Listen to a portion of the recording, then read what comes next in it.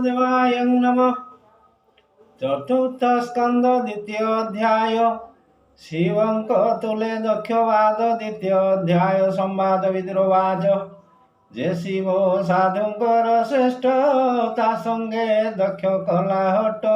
दुहिता वत्सल स्वभावे सती को देई अछि भवे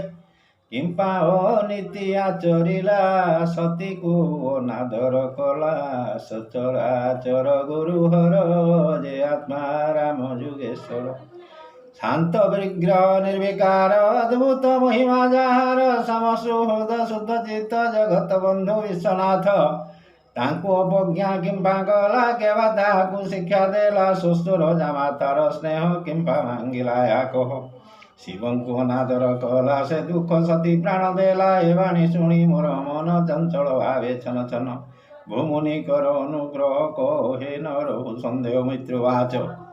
शुण विदुर शास्त्र जोगे पूर्वे से विश्व स्रष्टा जोगे यज्ञ आरंभ आचरणे मिलिले सर्वदेव गणे अशेष मुनिकर मेले मिलिले दश दिग पाळे यज्ञ किन्नर नाग कूले मिलिले पितृजे अनळे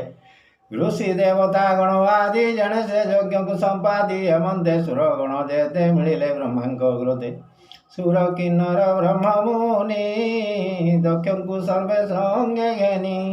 जे दक्ष निज ब्रह्म तेजे सुंदर त्रिभुवन गंजे आदित्य प्राय देह कांति मणि कंकण झटकंती ब्रह्मार सभा मध्य जेते थिले जे तिमिर आयते दक्षर तेजे तोम गला से सभा निर्मल दिशिला अबार जने दक्ष देखी उठिले आसन उपेक्षी मध्य जे ब्रह्मा शिव थिले दक्ष को देखी न उठिले से सभा मध्य मुनि जेते सानंद भावे शुद्ध चित्ते अंजलि करी निज माथे रोमांच सृजल नेत्रे दक्ष को साधु साधु वाणी भावे कहती पुणी पुणी हे दक्ष सभा मध्य गला ब्रह्माचरणे प्रणमिला से ब्रह्माकृत कृत्य होई दक्ष को आलिंगन देई निज समुप्य बसाइले अनेक पुरस्कार कले रुद्र जे सभा मध्य थिले दक्ष को देखी न उठिले देखी रुद्रर सम्मान दक्षर चित्ते गरुतम हे दक्ष स्वभावे शोषर तांकु न गणिले ईश्वर अवज्ञा दोषे से प्रचंड जने उदित मारतंड कर प्रसारी सभा मध्य कूपे बोलती शास्त्रवादे शुण हे ब्रह्म ऋषि गणे आगम निगम प्रमाणे तुम्बे तो सभा मध्य अछो एबे तो देखिल प्रत्यक्ष शास्त्रे तुम्भर वाक्य जेते जे सदाचार हे जगते के लंघी पारे ताहळे तिनि भुवन मंडले देखो ये तुम्भर वचन लंघिला मर्कट लोचन रुद्र बोलाई गर्व कला ए मते देखी न उठिला देखो ए लोक पाल मध्य निर्लजे रही सभा मध्य ये साधु वृत्ति आचरण कि भावे कला को दूषण मोर शिष्य ये बोलाई जेणु दुहिता देली मुहि अग्नि देवता भी प्रस्थाने दुहिता देइछि प्रसन्ने नेनु मु एहार सुसर गुरुंक मध्य गुरुवर अभिवादन स्तुतिवादे धर्मे नमिव मोर पादे ध्यान करी मो चरणे अवज्ञा कला मुड़ पणे लुप्त क्रिया हिनाचार सुचि शरीर यार मर्यादा वेद अभिमानी भर्तई शूद्र देह घेनी यहाँ मु न जानी अज्ञान विश्वासी ब्रह्मार वचने दुईता दान देली मुई शूद्र को जन्ने वेद कही अपात्रे देला फल जेते एबे बाधिला आसी मते श्मशानवासी हे निरते भर्तई भूत प्रेत साथे उन्मत्त प्राय नग्न होई श्मशानु श्मशाने भ्रमई जटाल जटा कलाप मुक्त केश श्मशान चिता भस्म वेश चिता भस्म रे करे स्नान शरीरे अस्थिर भूषण उन्मुक्त भोले हसे मुखे नित्य बंचोई आत्मसुखे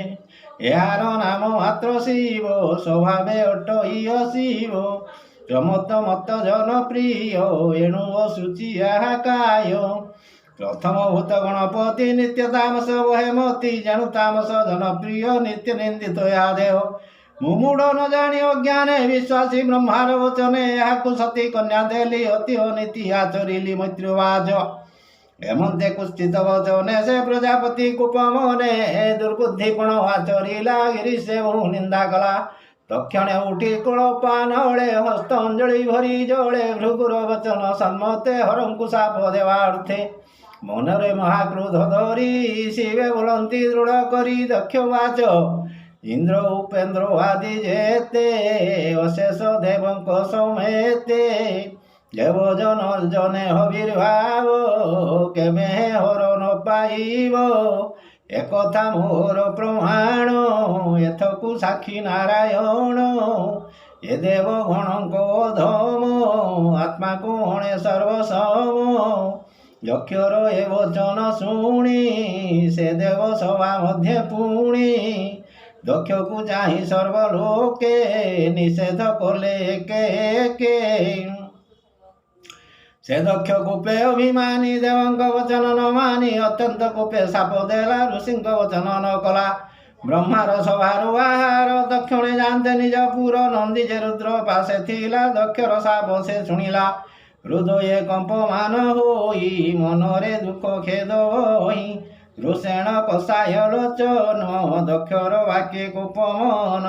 दक्ष को प्रति साप देई भूलोई सभा जने चाई दक्षर मते जेते थीवे साप होले से पाइबे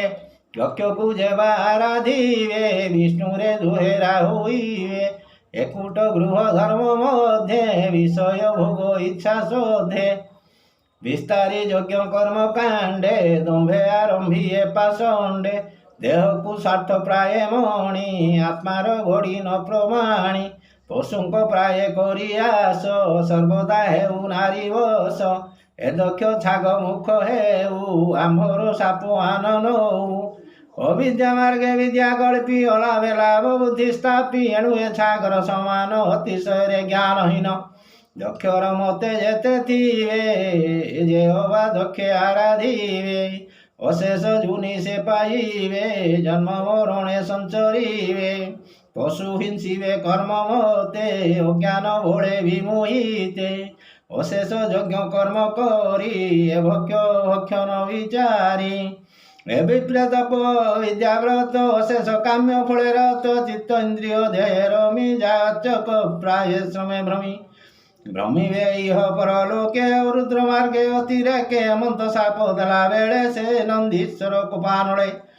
भृगु जे सभा मध्य थिले नंदीर साप से शुणिले दक्षर मते पक्ष धरी रुद्र विषय कोप करी जे ब्रह्मदंड दुरत्यय स्वभावे भृगु महाशय दक्षिण हस्ते जल घेनी सभा समूहे उच्चवाणी कही हस्ते जल धरी हृदय कोपानल भरी जे शिव व्रत ए जगते करिब चित्तर आयते से शास्त्र मत नवा धरी पाषंड हंतु तम धरी